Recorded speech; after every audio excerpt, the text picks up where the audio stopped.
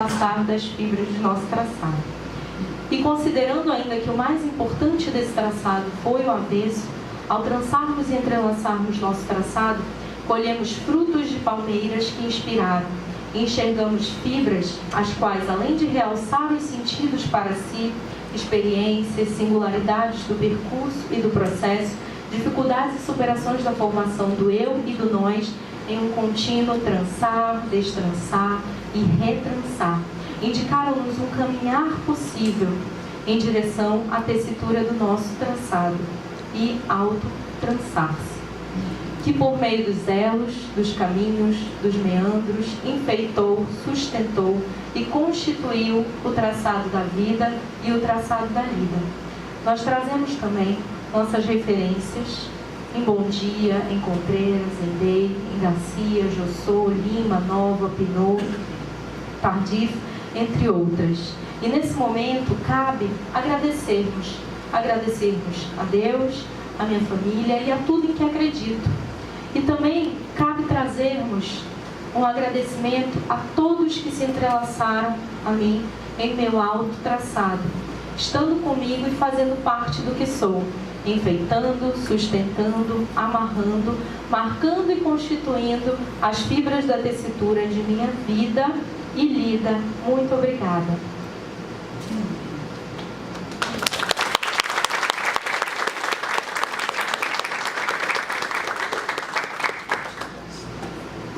Vamos ver se dá sem microfone. Se não, a gente usa. Vocês estão me ouvindo? Você sem microfone? Com microfone.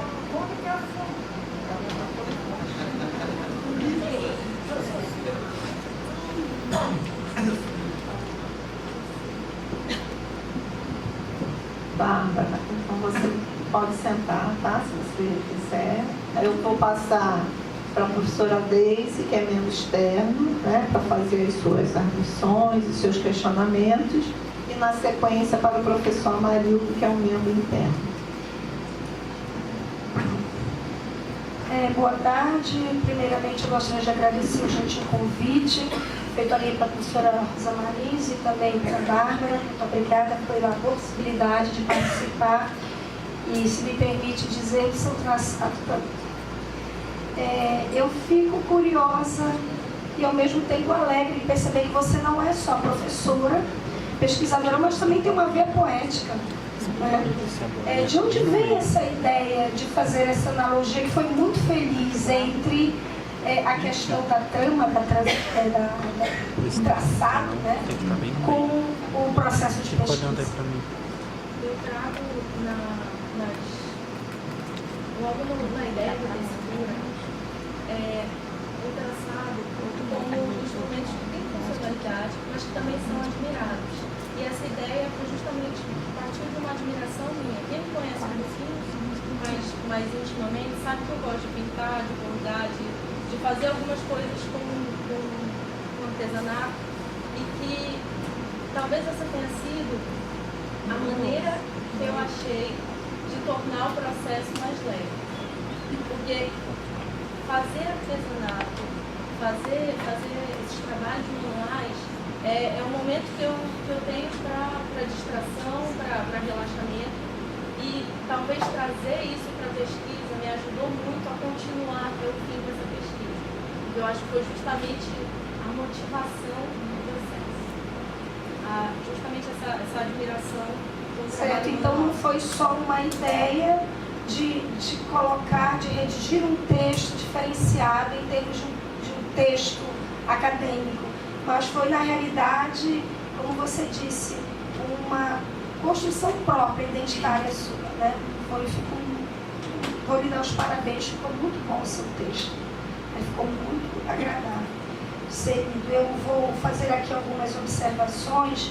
Eu fiz um pequeno registro e queria inicialmente dizer que gostei muito de ler o seu trabalho. Achei o seu trabalho bem agradável, daquele tipo de texto que dá vontade da gente continuar a ler, porque ele é leve, ele é bem claro.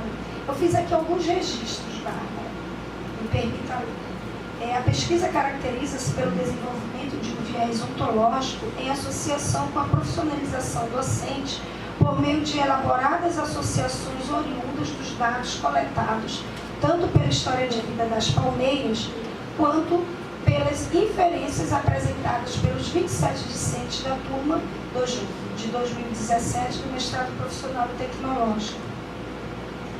O texto é muito fluente, de agradável leitura, com coerência e coesão adequadas à dissertação de mestrado, apresenta todos os elementos essenciais e outros mais para a compreensão do que foi vivenciado no percurso desenvolvido pelas autoras. Considero o título atribuído pertinente e suficiente, pois expressa o entendimento do que foi realizado a partir da relação entre problema e objetivo da pesquisa. O trabalho apresenta relações bem delineadas e desenvolvidas entre o problema, as questões norteadoras e o objetivo geral apresentados na página 12. Os objetivos específicos, a página 13, estão bem delineados e formulados conferindo clareza propícia à leitura do texto. A dissertação é minuciosa, rica em detalhes, bem fundamentada teoricamente e desenvolvida metodologicamente.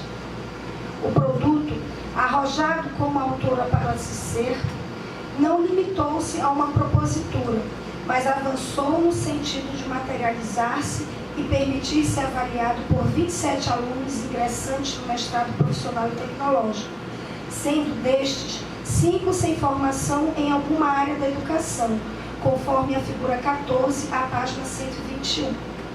O curso online aberto e massivo é uma proposta que, ao meu ver, merece ser amplamente apropriada por esse instituto, já que se constitui como uma ferramenta importante para a formação continuada relativa à educação profissional e tecnológica.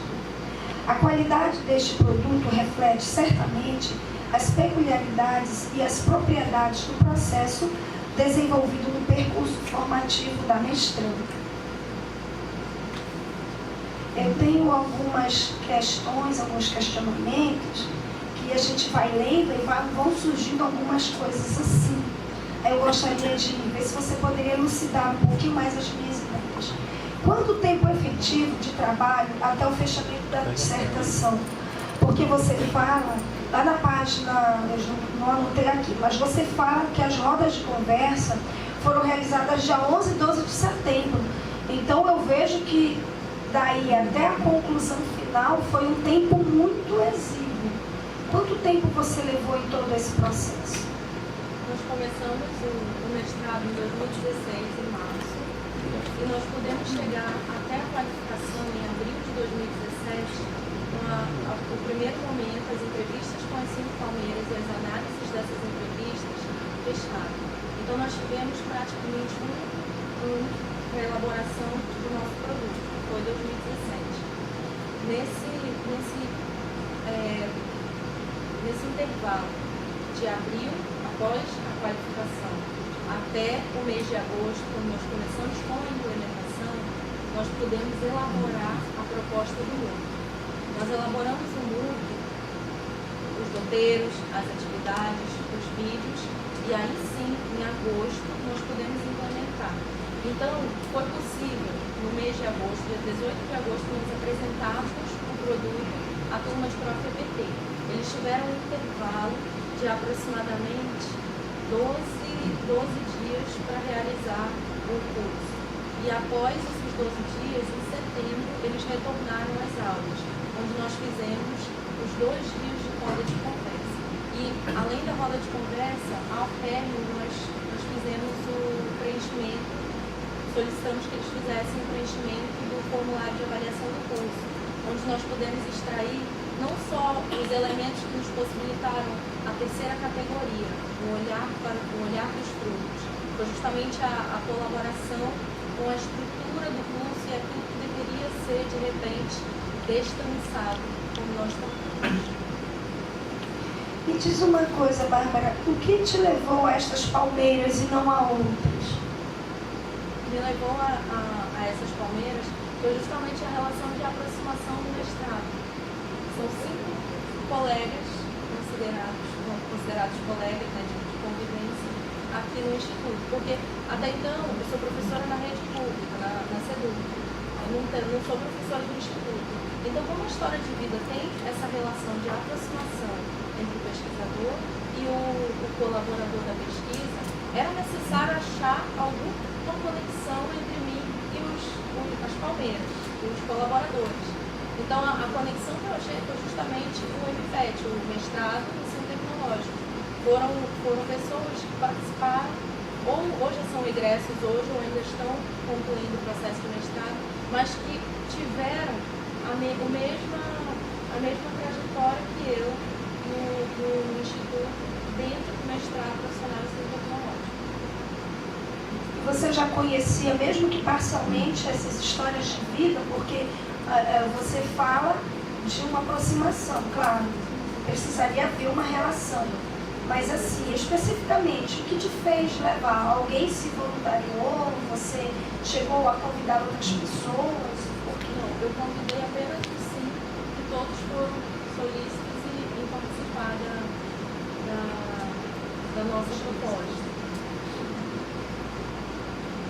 Esses professores, essas palmeiras, tomaram conhecimento do projeto de pesquisa ou tiveram algum contato prévio às entrevistas que você gravou com o seu trabalho de revisão em sites e plataformas? Não. Eles não tiveram esse contato antes de chegar nele?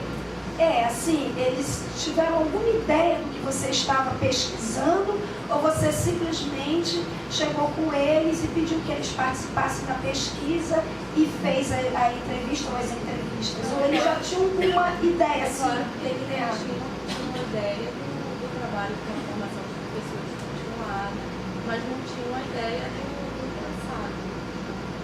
Não tinha uma ideia das palmeiras, não tinha uma ideia das fibras. Então eles tinham ideia de que era um trabalho, porque normalmente quando se convive aqui no MPET, um geralmente conhece o trabalho do outro, né? E de alguma forma ajuda, colabora. Justamente nesse sentido eles conheciam sim. Mas de fato ter acesso ao material, não. Eu queria te fazer uma pergunta.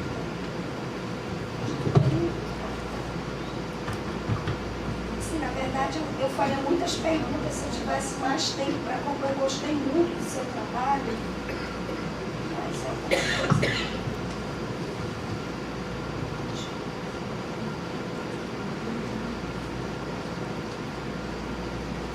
Lá no finalzinho da página 28, último parágrafo, você fala assim: autoformação aqui é compreendida, conforme para Pinot, como uma dupla apropriação do poder de formação. Tomar em mãos esse poder e aplicá-lo a si mesmo. O primeiro ato significa tornar-se sujeito e, o segundo, tornar-se objeto de formação para si mesmo. Fatos que nos remetem ao tratamento do sujeito como autorreferencial e implicam na criação de um espaço no qual ao indivíduo é permitido tornar-se, ver-se, referenciar-se.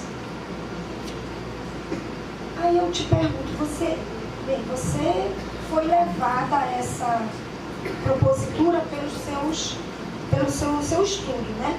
Como levar os professores a essas dimensões? Porque a gente sabe que nem todos, e aí talvez eu até me arrisque, mas eu vou falar, a maioria dos professores, hoje em dia em exercício, eles não têm essa dimensão desenvolvida, ou essas dimensões desenvolvidas. Como você acha que seria possível? O que nós fizemos foi caminhar pelas histórias de vida. E no momento das histórias de vida, que nós tivemos contato com as entrevistas das palmeiras, foi possível nós percebermos o valor dessas histórias de vida no processo formativo. No momento em que eles falavam da história de vida de si, eles resgatavam esse eu, esse indivíduo que talvez estivesse perdido numa memória de infância, com, por exemplo, folhetos de cordel, ou então ensinando com giz numa parede de quintal. Então, essa trajetória da formação docente, talvez pelas histórias de vida, foi possível ter esse resgate ontológico dos participantes da pesquisa. E não só das palmeiras, né? Mas também nós conhecemos as histórias de vida dos frutos, porque nós propusemos no e-portfólio o memorial de formação. Então, nesse memorial de formação, nós percebemos o valor formativo da história de vida na identificação desse processo de formação de si.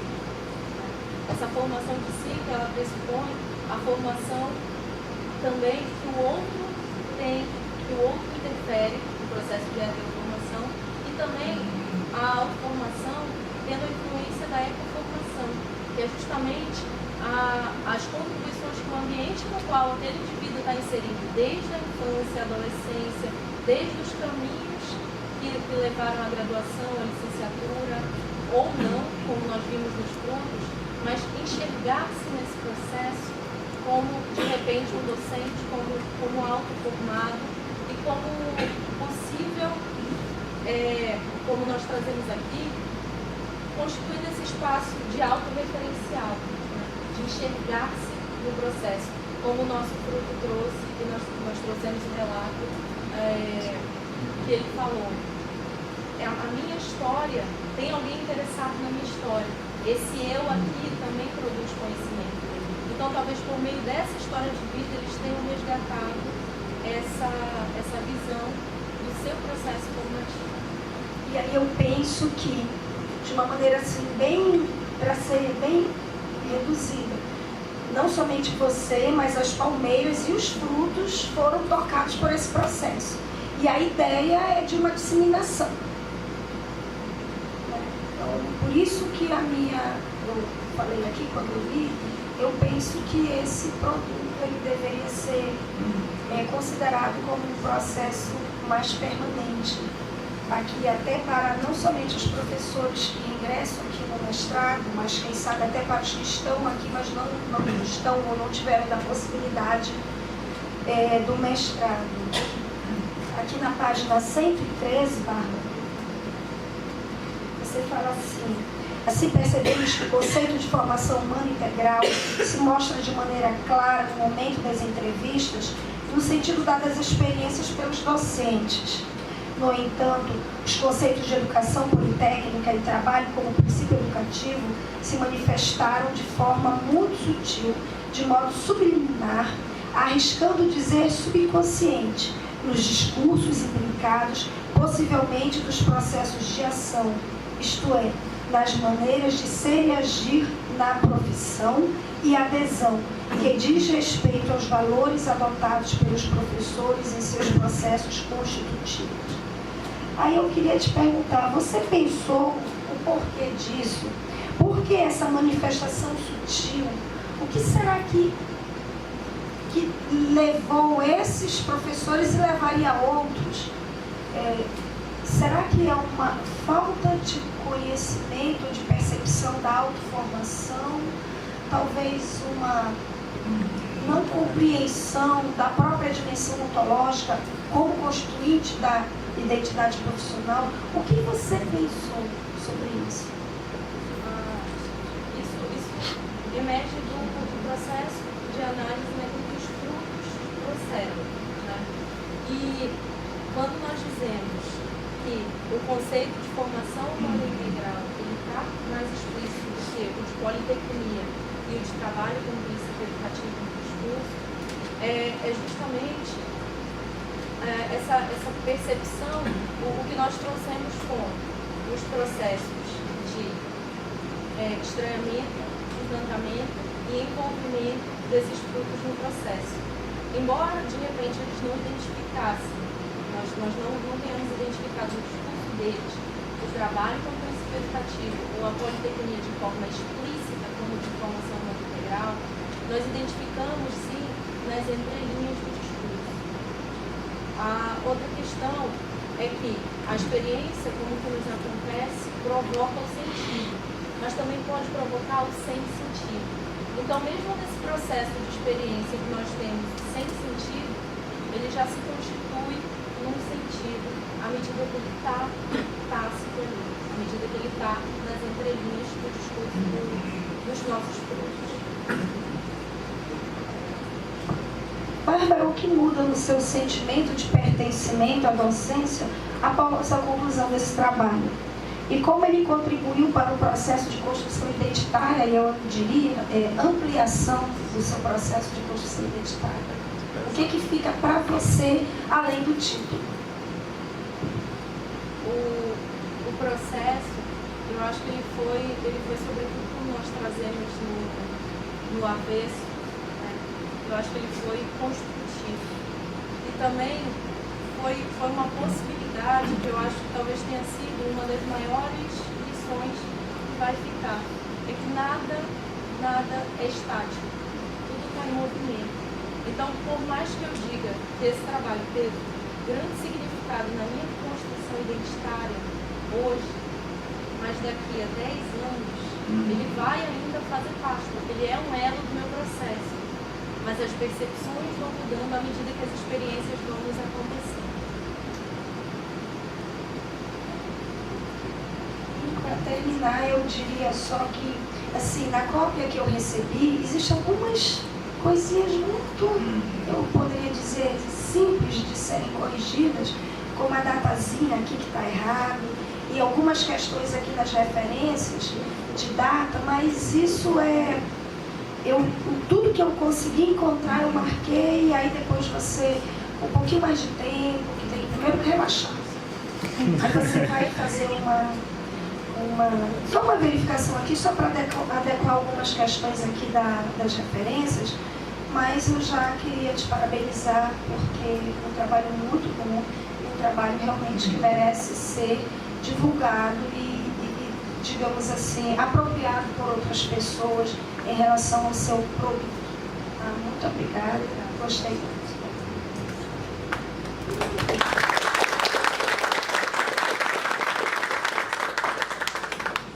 Bem, então nós agradecemos, professora, as suas discussões, os seus questionamentos, né, que permitiram que Bárbara falasse um pouco mais do trabalho. Eu penso que isso é importante numa defesa, né? E, enfim, como você vai deixar a cópia, depois a gente vê o que precisa ajustar. Então eu passo para o professor Amarildo para os seus questionamentos.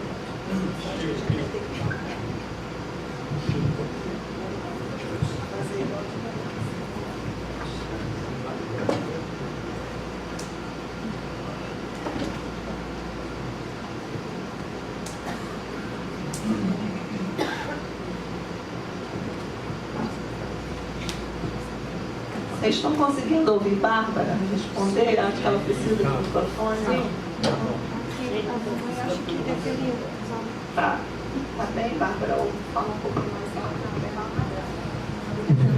Como eu vou fazer diferente, não vou te perguntar, vou mais falar. Eu acho que talvez não seja preciso no momento, mas se for, a gente aproveita e te passa para lá. É bom estar aqui com a Deise, agora doutora, que já foi nossa aluna lá no mestrado, depois no doutorado, Rosa também, essa empreitada, né, avaliativa do trabalho da Bárbara. Acho que esse é um momento muito importante na vida de quem decide por uma jornada acadêmica, né? Decide por uma formação acadêmica, e eu acho que a gente tem que fazer valer esse momento, né? Que é ímpar na vida da gente. Você nunca mais vai defender uma dissertação de mestrado, né? Quizá a tese de doutorado futuramente, né? E eu peguei, em meio aos nossos afazeres ali, em cima, tive a oportunidade de ler o teu trabalho, né? E aproveitei para escrever um pouquinho a respeito, né? Inclusive eu titulei o meu texto de artefato, já que eu vou falar do traçado, de repente eu posso usar do meu artefato para me sustentar, nesse olhar em relação ao artefato. Eu começo o texto assim, dando boa tarde a todos, e a todas. E, em princípio, eu quero cumprimentar os membros da banca, conforme fiz e agora ratifico, né? E também agradecer tanto a você, Bárbara, quanto a Rosa, por terem me oportunizado esse mergulho prazeroso nesse rio fértil de elementos originais que eu utilizei como uma espécie de fonte proteica para nutrir o meu incansável espírito de leitor. Eu acho que começa por aí. E do conjunto metafórico criado pela autora como pano de fundo para representar seus achados investigativos, o que muito bem define o título, tecendo um traçado entre autoformação docente e sentidos do trabalho, tomei a atitude de assumir a condição de leitor que tentou criar o seu próprio pano de fundo para a compreensão da obra, adotando elementos alegóricos. Então você vem com metáfora e eu vou com alegoria, né? A gente tentar entrecruzar, porque o teu texto me inspirou para isso, né? E eu continuo dizendo que no exercício de leitor, de tecendo um traçado entre autoformação docente e sentidos do trabalho, experienciei a condição de um menino levado que se atreveu a mergulhar nesse rio denso e profundo, sem saber o que encontraria no movimento audacioso ao qual não media as consequências em relação ao que efetivamente encontraria. Esse exercício me levou à minha infância, porque eu nasci em Parintins, uma cidade ribeirinha, e lembro das raras vezes que a gente fugia depois do almoço, quando a mamãe tirava um cochilo, eu até me sujeitava a sentir o calor do sol amazônico nas costas, arriscando-me levianamente ia tomar banho nas margens do rio Amazonas. Uma das coisas que eu mais gostava quando mergulhava era a tentativa de abrir os olhos na busca de enxergar o que era possível de se mostrar em meio à obscuridade das águas barrentas. Sempre quando eu retornava à superfície, mesmo que rasa, sentia uma sensação de renovação, quando percebi o movimento das águas sempre indo. Algo de mim elas levavam, mas também algo elas deixavam em mim.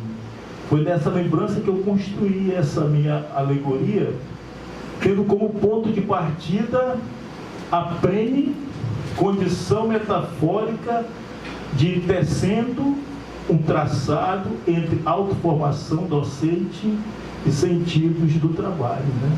A gente pega o teu texto de ponta a ponta e ele é prene de significados metafóricos, né? Isso é bom, né? Porque dá prazer no leitor, né? A gente chega de repente a ter determinados momentos, né, de êxtase. É bom no texto isso, né? Eu sempre tenho insistido muito que a gente tem que escrever coisas prazerosas para que as pessoas possam ler. Chega de excesso de texto técnico, ninguém não lê. Ficam lá pelas prateleiras, não tem atração alguma, não tem atrativo algum melhor para ser lido. Apropriando-me do que ainda vive dentro de mim, de um menino levado, que em uma das suas estações experienciou mergulhos no rio Amazonas, aproveito para dar o meu mergulho no que eu chamo do rio das tessituras, né? Que é o teu rio, criado por uma investigadora que também assumiu a condição de parca. Você é parca no texto, porque você tudo tece, tal qual na literatura, né? Os contos maravilhosos, o que a parca faz? Ela tece tudo, e você tece, né? Você se imune de toda uma condição, né, de investigador que desafia a sua própria inexperiência e tece. Isso é bom.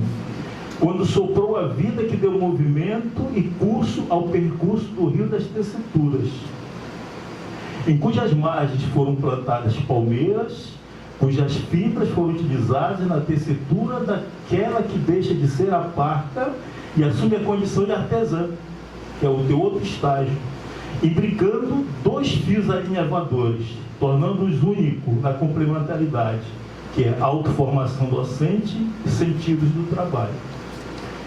Ao emergir do mergulho no rio das tessituras, não mais no espírito de menino, mas agora imbuído do que guardo comigo nas minhas andanças investigativas, caminho para a margem e sinto a necessidade de ficar atento para o que se mostra para mim. Logo, enxergo o singular tapete da tessitura. Fico inquieto porque o aparente daquela tessitura me chamava para conhecer o que estava além dele. Vi-me tentado a dar o meu sentido para o sentido que foi dado ao que foi tecido.